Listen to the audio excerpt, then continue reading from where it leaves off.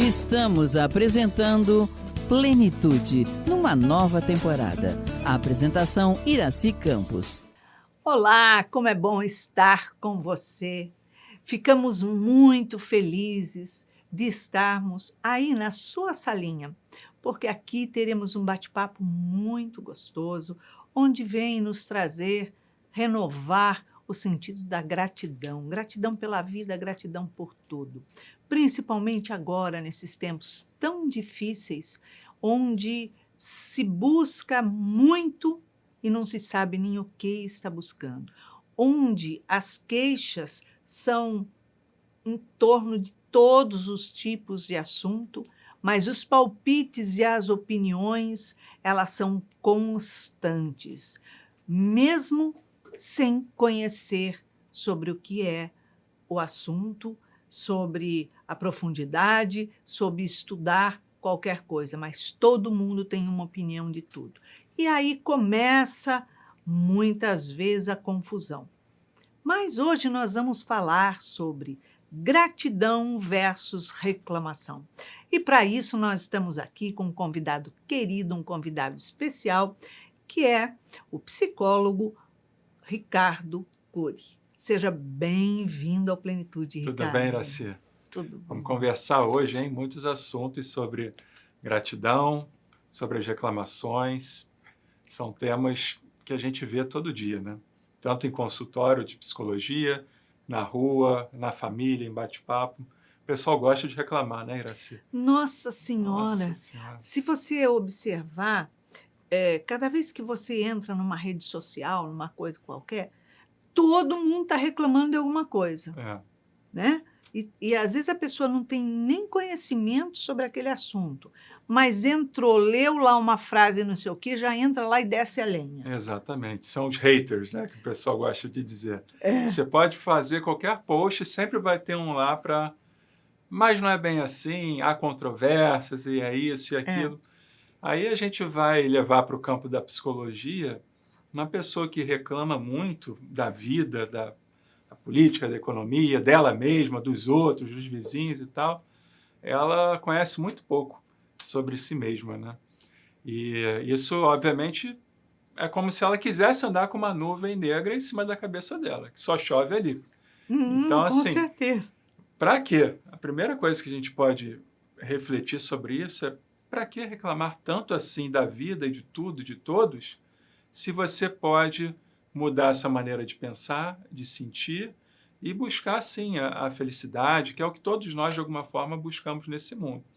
Então, o reclamão, né, ele adoece, ele sofre, Com certeza. ele baixa o sistema imunológico dele. Não, e tem certas pessoas que elas têm tanto hábito de reclamar e de criticar o outro, não interessa o que é, que quando a pessoa, às vezes, está chegando, você fala assim, ai, essa pessoa vai vir ficar conversando comigo. E você olha assim naquele pensamento, vê se me erra, porque sabe que a pessoa vai ficar se queixando, reclamando e falando. Nossa, É horrível, né? é horrível. A pessoa não pensa o quanto ela se torna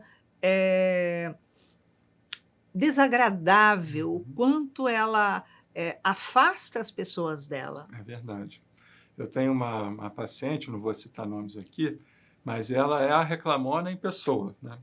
Ela chega no consultório já reclamando do pai, da mãe, da amiga, de todas as pessoas da volta dela, e é tudo na base da briga, do conflito, da guerra. Ela não encontra outras maneiras de resolver as coisas sem ser direcionando a raiva dela para uma agressividade, para uma violência, mas sempre com um pano de fundo de reclamar de todo mundo, né? Todos estão errados. Todo mundo é errado. E ela é a certa, a santa. O mundo está andando na contramão, né? Na contramão. E ela não percebe o exercício que ela precisa fazer para se inserir no mundo, apesar de ser um mundo diverso, com pessoas que pensam diferente, que falam diferente. Mas é assim mesmo. Deus colocou a gente misturado. Tem de tudo. Pessoas que pensam A, B, direita, esquerda, para cima, para baixo. A gente pensa completamente diferente. Agora, você vai trazer para si tudo como se você fosse, primeiro, o centro do universo, ou seja, todos os assuntos têm que passar pela a sua opinião, a sua avaliação, né? Para você dar o seu pitaco em tudo. E a partir daí você está sofrendo, né? Porque quando você quer saber de tudo que está acontecendo lá fora e ter uma opinião sobre tudo, você investiga pouco o seu mundo interior, você não dedica tempo para isso. É verdade. Então é mais fácil você apontar o dedo lá para fora e ver os problemas. Ricardo, para falar um pouco mais sobre isso, vamos falar do impacto versus o impacto da gratidão, né? Versus o impacto das reclamações em nossa vida. Exatamente. Como é que isso se despeja sobre nós? Você tem sempre dois caminhos diante de qualquer situação que aconteça na vida. O caminho de olhar pelo copo cheio ou pelo copo meio vazio. O caminho do copo cheio, você vai encontrar a gratidão como uma das ferramentas para enxergar a vida. Ah, mas eu topei o meu pé 6 horas da manhã na quina da cama. E aquilo me gerou uma dor incrível, não sei o quê. Aí passa 7, 8, 9, meio-dia, 3 horas da tarde, 6 horas da tarde, e você só está falando da topada que você deu no pé no início da manhã. E todo o resto do dia, que foi proveitoso, seu chefe te promoveu, você se alimentou muito bem, você aprendeu uma coisa nova com uma leitura que você fez, você conseguiu orar, meditar, tudo isso foi anulado porque você está focado na topada com o seu dedo mindinho na quina da cama, não é verdade? Então, olha o problema que gera. A gente escolhe permanecer no lugar da negatividade, da reclamação, uma escolha da pessoa. Ela poderia abrir mão disso, falar, doeu pra caramba, mas e aí? Doeu, esqueceu, passou, vamos seguir e vamos adiante. embora. Olha quanta coisa que está acontecendo aqui, que são favoráveis, são boas. Né? A própria saúde, eu estou vivo, eu estou respirando, não aconteceu nada, eu estou inteiro, né? E não, a gente tem uma tendência geral, né? As pessoas têm uma tendência geral em caminhar negativamente sobre tudo. É só a gente abrir o jornal, as notícias, você vai ver como as matérias já te induzem para isso. Com certeza. A cidade é enorme, mas se você tem um assalto, esse assalto vai ser reportado. Um sequestro ou um assassinato. A gente tem uma tendência a olhar só para o que está acontecendo de errado e de ruim no mundo. E aí você tem um recorte. E nesse recorte as pessoas se paralisam, com medo, com aflições, com insegurança e acham que tudo é só aquilo. Geralmente, quando a gente vê duas chamadas assim aí na mídia, por exemplo, fulana está muito feliz. Aí o outro, fulano sofreu um acidente. A pessoa vai lá, nossa, o que aconteceu com ele? Exatamente. Quer dizer, o que é bom não importa, mas aquilo que tem uma carga tão expressiva, negativa em cima da gente, a gente acolhe, a gente quer saber, a gente quer remoer. Quer dizer, são parâmetros completamente errados, né? Sem dúvida. Você vê que as pessoas elas têm uma tendência... Por exemplo, se a gente faz uma matéria positiva, o que vai implicar em muitas pessoas? A inveja, o ciúme, entendeu? A cobiça. Porque como assim aquela pessoa pode estar tão bem na foto, está saindo tão bem assim em algum evento social, alguma coisa assim, ou no profissional, e eu não? Então... todo o retrato que a gente vê é o quê? De uma sociedade emocionalmente frágil, desequilibrada, que ainda tenta extrair, né, algo do outro que não é bom, que não... Ou ver pelo lado negativo aquilo que as pessoas têm, em vez de falar, não, beleza, ela merece, ela conseguiu chegar até lá.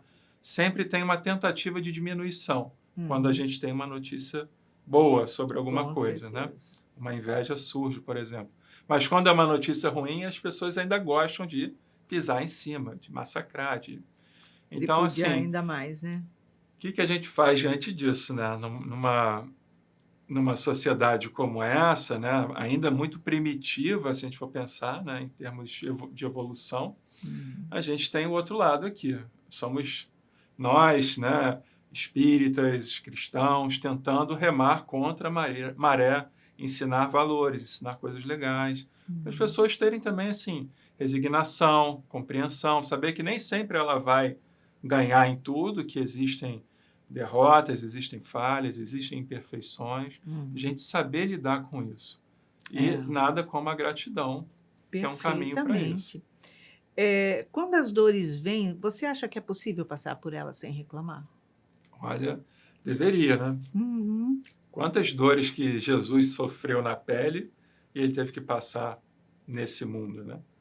Vendo os outros sofrendo, as pessoas que ele ama e tal, e ele está ali, na dor, sempre perdoando, compreendendo, tentando dar o melhor. É um grande exemplo que a gente tem. A gente tem uma tendência a se vitimizar. Isso eu vejo como um adoecimento psicológico e uma sociedade montada na vitimização, ninguém progride. Você só tem a vítima e um acusador. Alguém que está ali destruindo, te machucando, te levando para um lugar negativo. Então, assim, para você sair desse lugar de vítima, que às vezes a vítima ela consegue vantagens por ser vítima. Muito não, fácil. Eu sou fraco, eu sofri, eu fui injustiçado, eu não fui amado, eu não fui querido e tal. Esse lugar, às vezes, esse discurso, ela consegue benefícios, vantagens, né? Mas a gente tem que amadurecer, no sentido de assumir nossas responsabilidades. Se você está num relacionamento e o relacionamento não deu certo por alguma razão, você compreenda isso. Qual foi o seu papel nessa história? Onde foi que eu errei? Onde foi que eu deixei a desejar? Será que é só o outro que é tão ruim assim? E os momentos bons que a gente viveu? Eu não posso agradecer por eles, ter boas lembranças? Ou tem que transformar tudo, colocar no mesmo saco e descartar, jogar fora, sabe? Com certeza. Então, assim, quando a gente recebe pessoas que têm essa tendência em consultório de psicologia ou em atendimento que a gente faça e tal, é que a pessoa consiga enxergar o outro lado. O lado bom da coisa. Pô, mas você está sofrendo agora, mas isso pode ser só um pequeno tempo que você está assim. É um pequeno recorte de toda uma história que foi boa. Exatamente. Né? Então, guarde no seu coração boas lembranças. Aí você vai trazendo, né, que a pessoa reflita e saia do sofrimento. Buscando trazer dela o melhor, né? Porque às vezes a outra pessoa já esqueceu, está em outra, já tá esqueceu, ou já até desencarnou e você está ainda Está preso. ainda no reme-reme. No reme-reme. Então não dá. As pessoas que vivem reclamando são doentes ou são espíritos revoltados? Olha, os espíritos, eu gosto de ver, por exemplo, a Joana falando e tal, ela, olhando de lá, ela considera a pessoa enferma. É uma enfermidade. O excesso de reclamação, o Emmanuel também mostra isso nos seus livros, é o adoecimento do amor. A pessoa, ela se perde dentro de um sentimento nobre e ela vai descendo para sentimentos inferiores. E ali ela entra num labirinto emocional que ela não consegue sair, sem uma ajuda espiritual, psicológica e tudo mais. Então, eu vejo como uma enfermidade. E se é uma enfermidade, tem cura, tem remédio, tem solução para isso. Mas, obviamente, que isso passa por um processo também de autocura, de autoconhecimento, para ela querer sair daquele lugar. Tem que fazer o esforço. Ninguém pode fazer por ela, né? Exatamente. Você esperar uma solução mágica de um psiquiatra, de um psicólogo, de um tratamento espiritual, que tudo vai acontecer para ela sair daquele lugar. Não funciona É tipo assim, todo mundo vai fazer o trabalho que deveria ser feito por mim. Exatamente, porque eu estou sofrendo, eu estou doente, eu não sei o quê. Então, não, o que a gente entende? Se eu começo a vibrar positivamente, elevando meus pensamentos, elevando os meus padrões mentais, os meus sentimentos, todo o meu corpo responde a isso de uma maneira favorável. Então, doenças imunológicas, doenças reumáticas, circulatórias, isso tudo começa a mudar também dentro do meu organismo. Além disso tudo, obviamente, buscar ajuda psicológica, psiquiátrica, médica, é necessário também.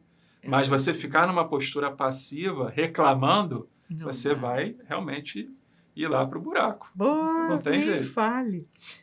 A gratidão abre espaço para abundância em nossas vidas? sem dúvida. Eu aprendi muito no livro Psicologia da Gratidão, da Joana de Ângeles. É o último livro da série psicológica dela. E ela fala uma coisa que eu nunca tinha pensado antes, né? A gente pensa que gratidão é a gente agradecer a tudo e a todo e a todos o tempo inteiro, mas não é bem assim.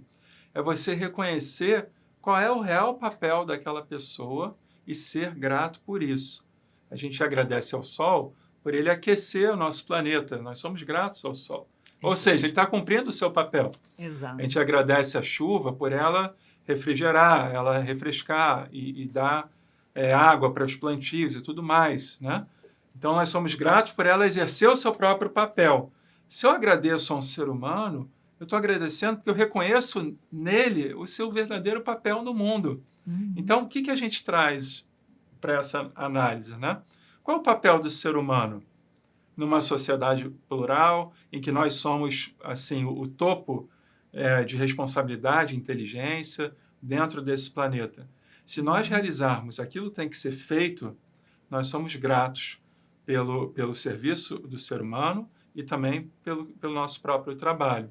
Então, assim, sempre encontrar, a partir daí, o meu papel no mundo. Qual é o seu papel no mundo? Qual é o meu papel no mundo? Qual o seu papel no mundo que está assistindo a gente? Encontra isso, seja na sua profissão. Se você é médico, o seu papel é de salvar a vida, de curar pessoas, de buscar soluções na área de saúde. Se você é um pai de família, uma mãe, você tem um papel com seus filhos, de educá-los, de dar orientação para eles, espiritual e moral. Então, encontrar o papel é fundamental. Uma pessoa que está sem um lugar, ela se vê deslocada e sem uma função no mundo, sem um propósito na vida, ela está muito adoecida psicologicamente. É uma pessoa que vai desenvolver um transtorno, que vai começar a ter pensamentos de não existir, de querer eliminar a própria vida, porque ela não vê um papel na sociedade. Então, a primeira coisa, assim, qual é a minha função no mundo? Uma pessoa que não trabalha, não se dedica, ela vai se perdendo, né? Que não estuda. Então, a gente tem que sempre correr atrás dessas coisas. Achamos que a reclamação faz mal. Mas será que ela faz mal somente para o corpo? E o que acontece com as pessoas que vivem ao lado de outras pessoas que reclamam o dia inteiro? Eu digo que é como se fosse assim, você se contamina, né? Está pagando pecado. Primeiro você está pagando pecado, né? Muito boa. Você está pagando pecado. O que eu estou fazendo do lado de uma pessoa dessa, né? Não dá Como é que a vida andou e eu caí aqui? Exatamente nessa quina que eu não consigo sair mais. Então, assim, entender, né, o lado espiritual da coisa, as leis de causa e efeito, por que você está nessa família, nesse contexto, tem uma explicação para isso. Agora, você também precisa aprender com essa situação a o quê? A desenvolver sentimentos mais nobres, como a paciência, a benevolência, a resignação, Haja a paciência. indulgência. Haja paciência, verdade. Mas a partir daí você está... Porque assim, os espíritos são espertos. Eles vão te colocar aqui no mundo de novo. Eles querem que você amadureça, que você se desenvolva, que você evolua. Mas eles não vão te dar moleza. Eles vão, eu sei o ponto que você tem que trabalhar. Você vai ter que trabalhar isso, isso e aquilo. E com aquela e essa pessoa aqui. Então, vai lá. Você vai nascer nesse contexto familiar. Seu irmão vai ser esse, seu pai, sua mãe. Aí você já vem com aquele sorriso amarelo, voltando. Tipo assim, vamos negociar? Tem como negociar antes. Tem como eu negociar e tal. E às vezes não tem negócio. Quando você vê, você já está encarnado. E aí pronto, começou a vida. Aí você fala, ai meu Deus, não posso voltar daqui. Não posso voltar aqui. E se você se permite, né, aí também, assim, quando a gente vai crescendo, né, a gente tem mais autonomia para permanecer num contexto desagradável, né, ruim, ou não. Sim. Isso vai nas amizades, isso vai no relacionamento. Você escolhe também a turma que você quer andar. Com certeza. E eu vejo que muitas pessoas escolhem estar juntas de pessoas que realmente impregnam, contaminam a outra com o seu discurso pessimista, ruim, negativo, né? E quando você vê, você está com dor de cabeça, você está enjoada, passando mal, porque você ficou ali trocando muito tempo com uma pessoa pesada, digamos assim. Tanto que, por exemplo, lá no consultório de psicologia, a gente tem que estar sempre o quê? Fazendo nossas orações, nosso evangelho, antes de começar o dia, depois, porque a gente vai recebendo muita gente com pensamentos completamente difusos, enlouquecidos, contrários, diversos, ruins, reclamando a beça.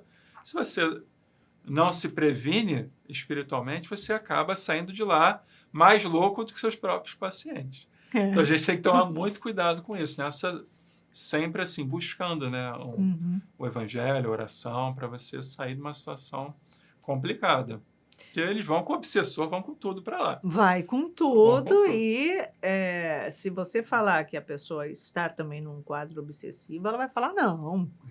Porque o problema é o meu marido, o problema é o meu filho, a minha filha, meu pai, minha mãe. O problema está em todas as pessoas que convivem com ela, menos com ela, que a pessoa não mergulha para olhar para dentro, né?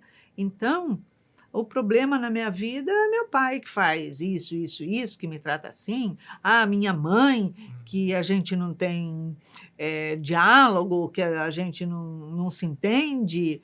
Ah, minha esposa, o problema é minha esposa, que não me dá espaço, não sei o quê. Então, quer dizer, todo mundo tem os problemas, mas a pessoa que vai no consultório, ela vai lá para buscar,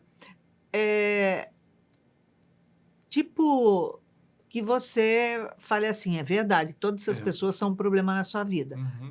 Você realmente sofre. Exatamente. Né? Ficar concordando com isso não é justo, não é correto, né? Então, nosso trabalho qual é? De mostrar um espelho. Olha só, olha um pouquinho para você. Veja como você age diante de uma situação como essa.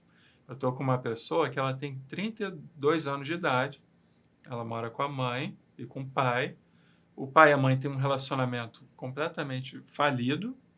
O pai sai com outras mulheres, aparece publicamente, não está nem aí. Meu Deus! E a mãe está lá num lugar de cordeirinha. Abaixa a cabeça, aceita, não tem um enfrentamento diante disso. Aí o que a minha paciente, que é filha, faz?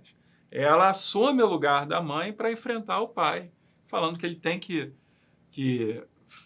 se retratar em casa, fazer diferente, pedir a separação, né? pedir divórcio. Mas ela está completamente desgastada, porque além disso ela tem a vida dela. Porque não é problema dela. Não é o problema dela, exatamente. Mas ela está trazendo para si. Já não basta a mochilinha que ela tem que carregar nessa vida, ela quer carregar a da mãe também. Então, qual é o nosso trabalho ali? Olha para você como uma mulher adulta, que tem uma profissão, que tem uma história a ser construída, que é independente do seu pai e da sua mãe. O que eles estão fazendo, papai e mamãe, é problema deles, eles que se resolvam. Você não pode mais se colocar como uma vítima dessa história, entendeu? Com certeza. Então, segue tua vida, vamos embora, vamos trabalhar, vamos... Afinal de contas, você não se casou com esse pai, como você não se casou com essa mãe. Então, cada um que cuida do seu quadrado. Ela é filha. E filha tem que ficar e assumir a posição de filha dentro do núcleo familiar, né? Senão a coisa não funciona. Senão não funciona. Estamos chegando no final do primeiro bloco, olha aí. E vamos tomar um cafezinho gostoso, um chá delicioso. E voltamos já já, não saia daí.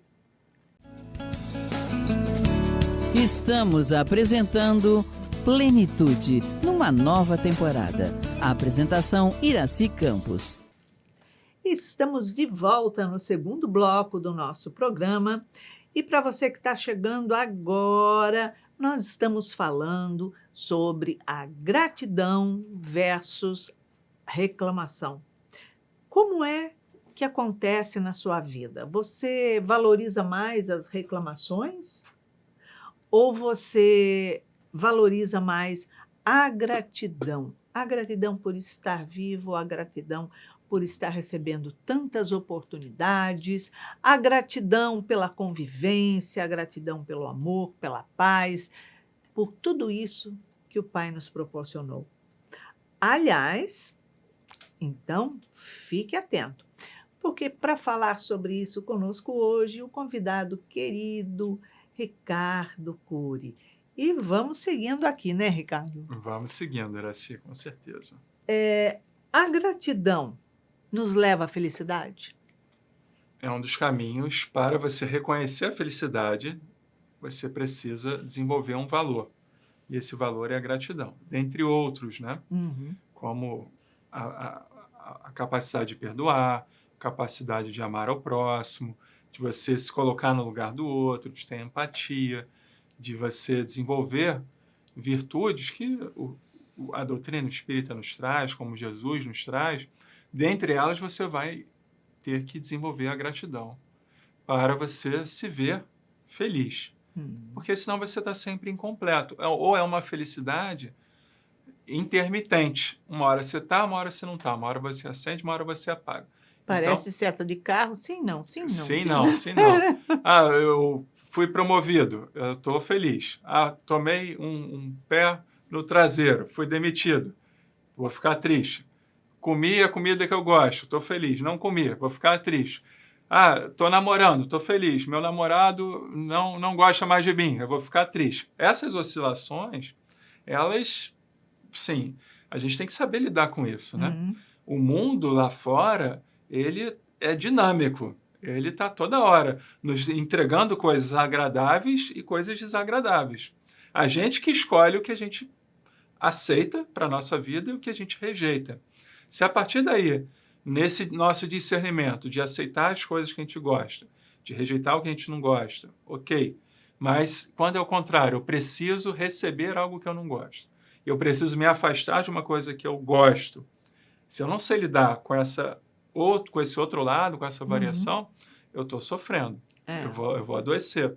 E esse sofrimento vai me perturbar a ponto de eu realmente desencarnar mal aqui, ter que voltar para cá, fazer tudo de novo, porque a gente vai se entrelaçando com os objetos do mundo, com as sensações, com as coisas, que a gente vai ficando preso aqui, numa questão de apego, de gostos, de aversões, né? Então, a gratidão é um exercício importante para quê? No momento que um objeto, ou uma pessoa, ou uma sensação que é prazerosa para mim, ela se afasta, né? Que acontece, vai sempre acontecer, eu preciso lembrar dentro de mim de ser grato ao momento que aquela coisa, ou aquela pessoa, ou aquela sensação aconteceu, esteve comigo durante um período da minha vida. E a partir daí, eu vou compreender a dinâmica da vida, o ciclo daquela pessoa, daquele objeto, daquela sensação qualquer, que se encerrou diante de mim, e eu renuncio aos resultados do que vem pela frente. Eu vou seguir adiante. Jesus nos orienta assim, eu sou o caminho. A nossa ideia é o quê? Caminharmos com Jesus, caminharmos com Ele. Sim. A doença é a estagnação. É você ficar preso num movimento circular, sofrendo em alguma coisa em que você não tem mais gerência sobre aquilo. Você não tem mais domínio, você não consegue mais controlar. Isso é o adoecimento. Às vezes o tempo está passando, mas a sua mente está presa lá no passado. E você vai desencarnar assim e vai continuar lembrando. Tanto que tem nas mesas mediúnicas espíritos lá da antiga, que ficam ainda reivindicando situações de outro século, de uma outra história, de uma outra época. E não olham para si mesmos, né?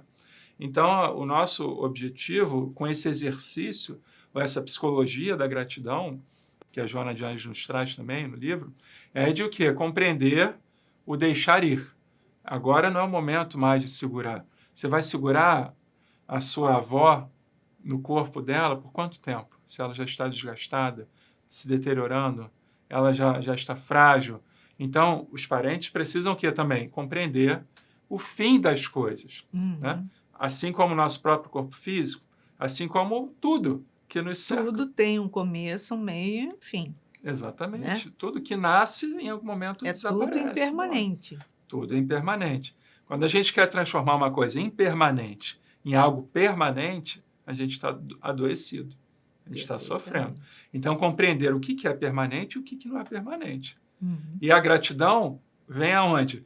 De eu ver as impermanências do mundo, de ir e vir, e permanecer grato, permanecer inteiro, amando, compreendendo, que aquilo foi importante para mim naquele momento. Deus dá, Deus tira. É no tempo dele, não é no nosso. Exatamente, de acordo com a nossa necessidade, né? Exatamente. Ricardo, quando as reclamações são direcionadas ao outro, na verdade, elas não deveriam ser direcionadas a nós mesmos?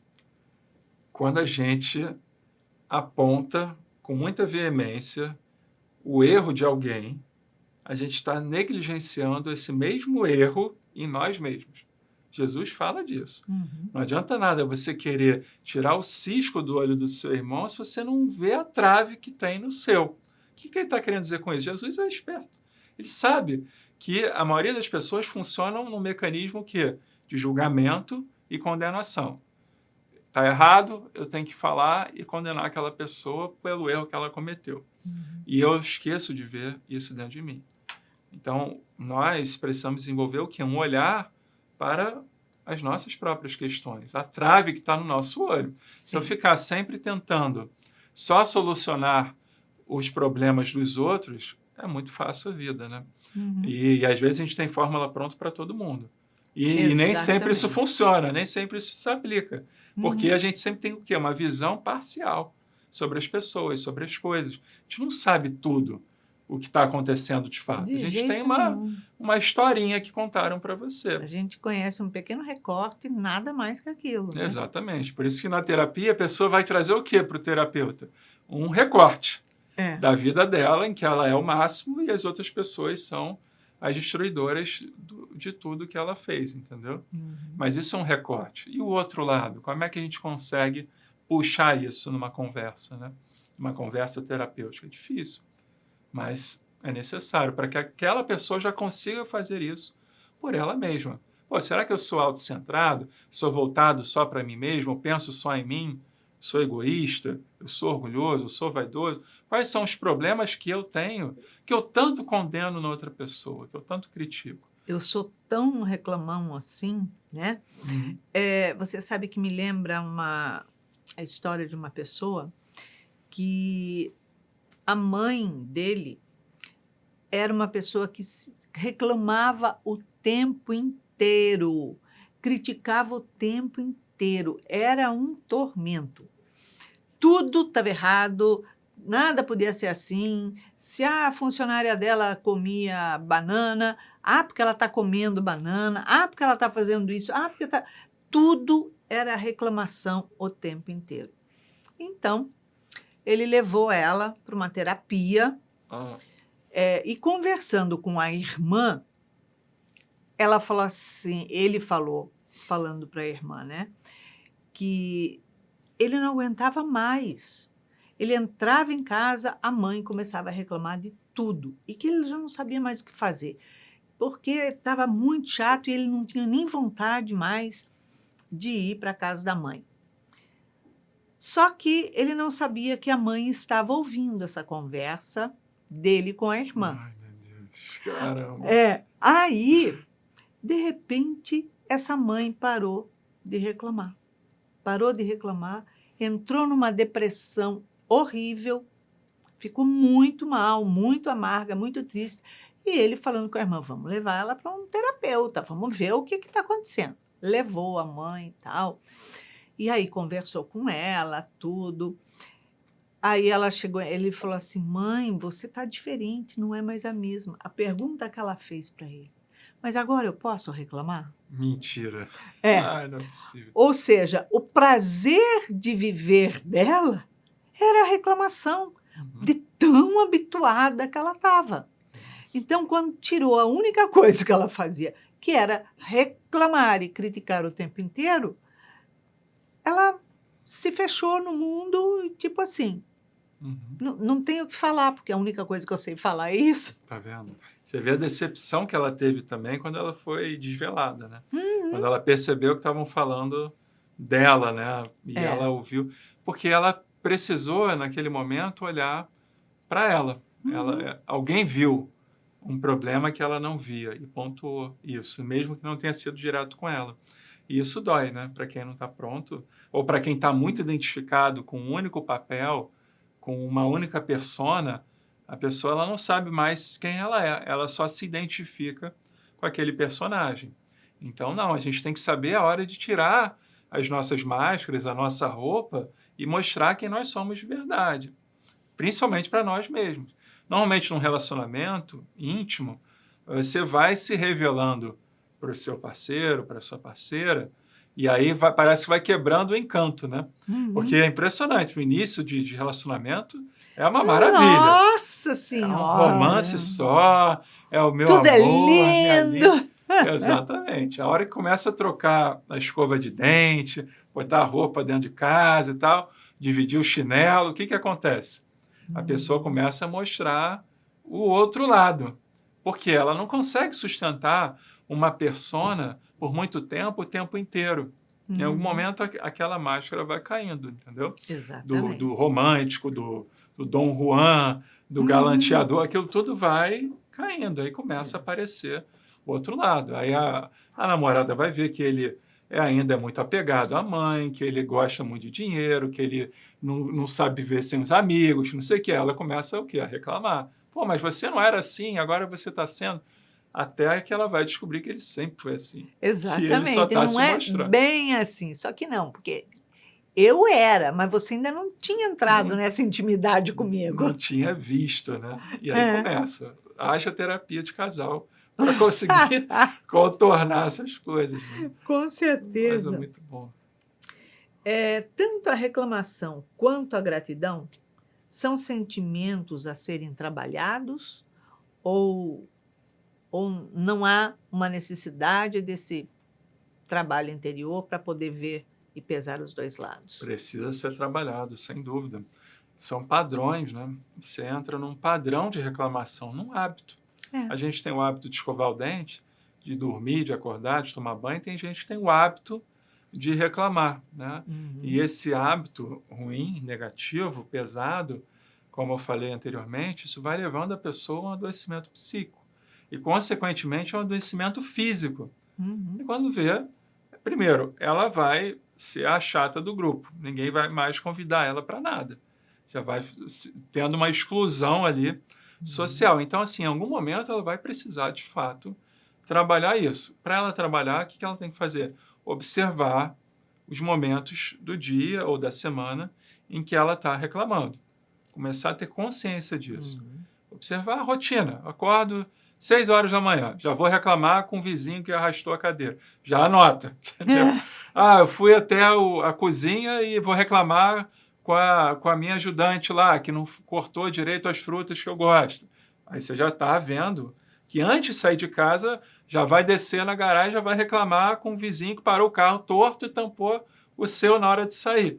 Então, se você vai perceber, uma pessoa que tem um padrão muito agudo de reclamação, muito crítico, ela reclama o tempo inteiro e ela acha que está tudo bem. Ela aceita a mediocridade psicológica dela. Isso que é pior. Ela já não vê mais o hábito da reclamação. Porque ela não vê, eu acho que ela não vê nem a mediocridade.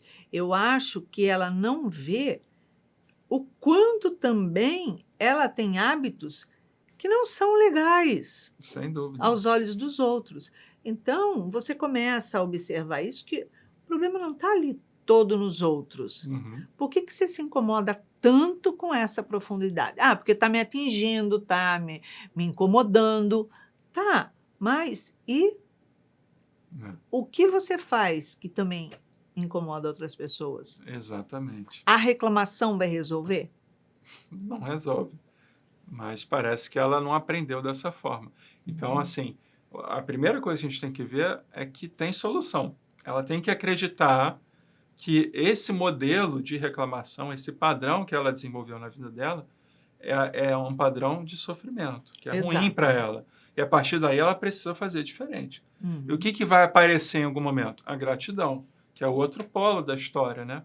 Peraí, eu reclamo tanto com a ajudante da minha casa, que botou a fruta errada, mas ela limpa tudo quando eu não estou aqui, ela cozinha, ela lava, ela passa, ela quebra um galho danado, ela fica mais tarde quando eu preciso. Então, assim, começa a inverter, né? Pegar uma pessoa que fez alguma coisa de errado por alguma razão e você extrair dali coisas boas, coisas favoráveis que aquela mesma pessoa gerou para você, ou para alguém que você tanto ama, e por aí vai. Então, a ideia é o quê? Que a gente consiga diminuir a intensidade da reclamação, os episódios de reclamação ao longo do dia, de uma semana, e a partir daí começar a brotar sentimentos nobres, como o da gratidão. Com certeza. Isso é trabalho, né? A pessoa tem que Com querer. certeza. O que a dor tem a ver com o nosso sentimento? Ela, afinal de contas, é um recurso para trabalharmos ou a dor é o merecimento?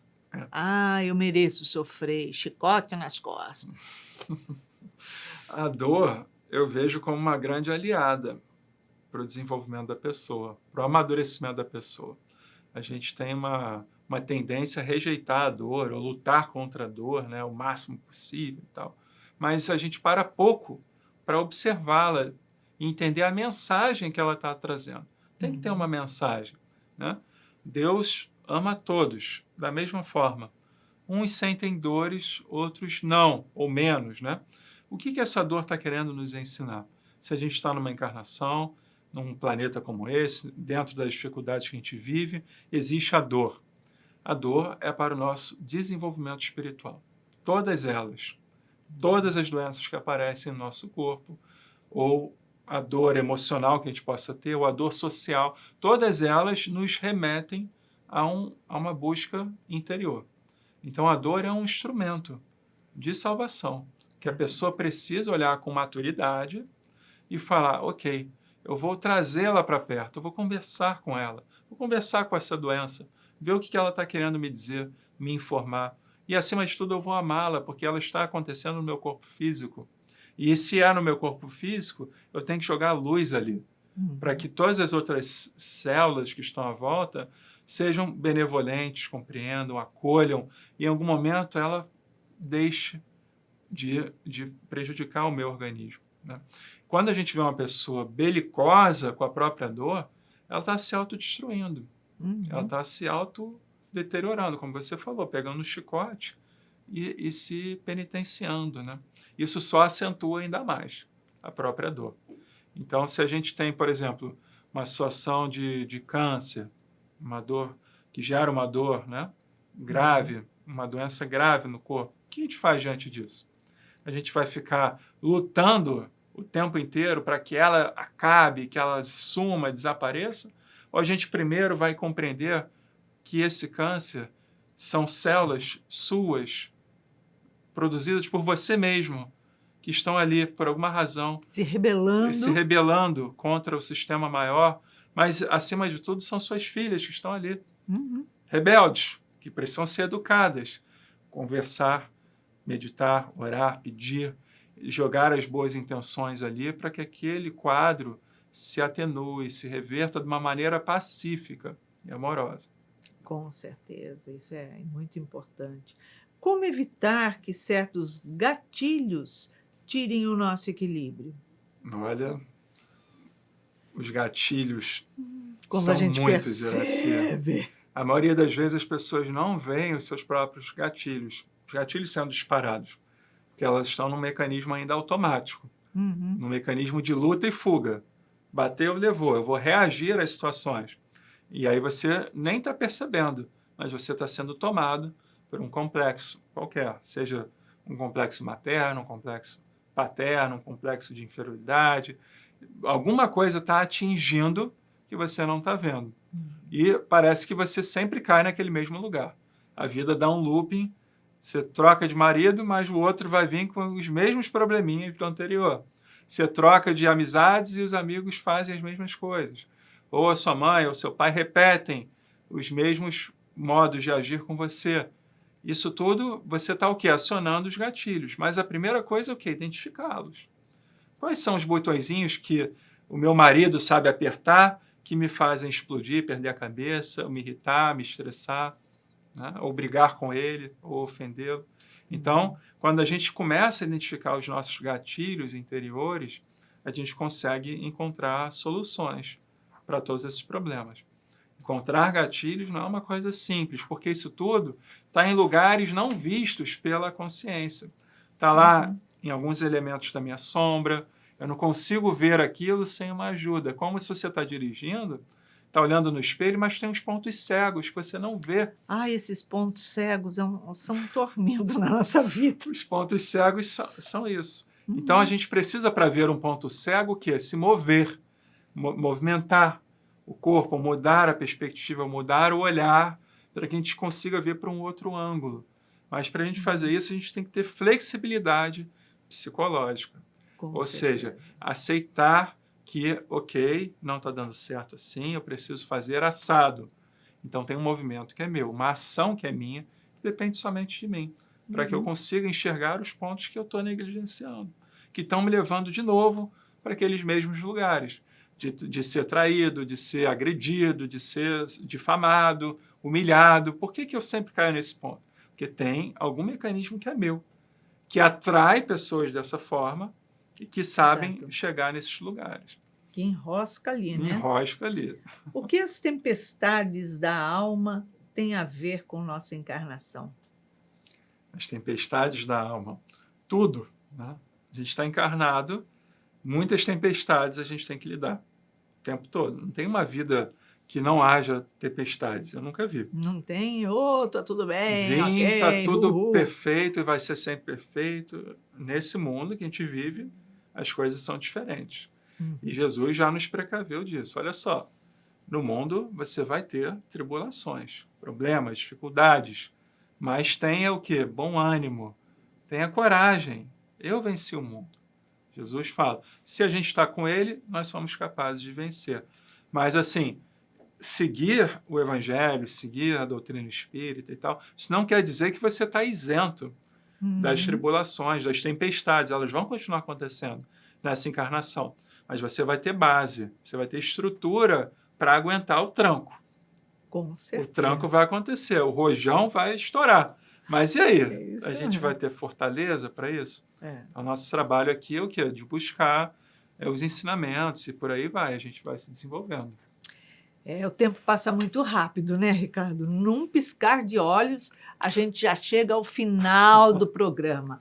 Mas deu, sim, eu acredito, para a gente levar um monte de reflexões para o nosso dia a dia. O que eu estou sendo mais na minha vida? Eu estou sendo mais reclamão ou estou sendo mais gratidão? Sem dúvida. Né? O pessoal aí de casa pode responder. Isso Olha, aí. O que está acontecendo na sua vida? Você agradece? Você reclama? Observa. A gente precisa trazer para nós as questões. Se eu consigo encontrar uma resposta sincera, objetiva, honesta sobre isso, você está no caminho certo. Isso aí. Ricardo, obrigada pela sua presença. Estava com saudade de você no nosso programa. Iraci, muito bom estar com você, viu? E, lógico, com tantas reflexões que nós podemos levar para o nosso dia a dia, fazendo com que possamos ressignificar as nossas escolhas, os nossos comportamentos, as nossas relações. Então, vamos estar atentos com aquilo que estamos alimentando dentro de nós e aquilo que a nossa boca fala.